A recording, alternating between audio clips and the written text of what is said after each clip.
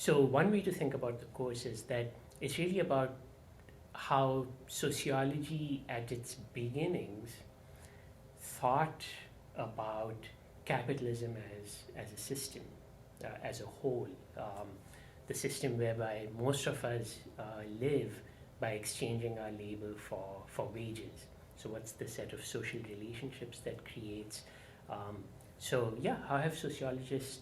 thought about that, critiqued it, and suggested solutions or ways to make those things work better. Um, uh, I'm pretty sure this is of interest to our students because I mean we can see what happened in with the Bernie Sanders, the interest in the candidacy, where whether or not people knew exactly what he was saying when he said socialism, that there was a lot of interest. And then finally, we can see it, I think, in the results of the actual election, the fact that Trump won. I think it's one way to understand that is to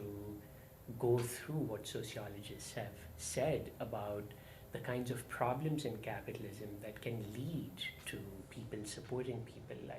like Trump. One thing we're seeing already is that there's a lot of interest now in the media and in policy circles as well as among academics about populations that may not have received as much attention as perhaps they should have.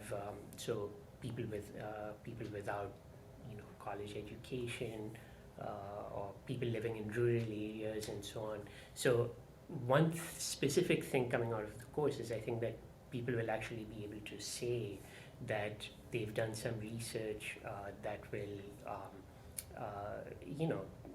give them sort of a basis to uh, kind of put something on their resume for that they've actually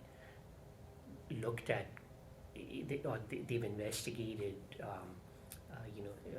areas of the country or groups of people that who now we are especially interested in,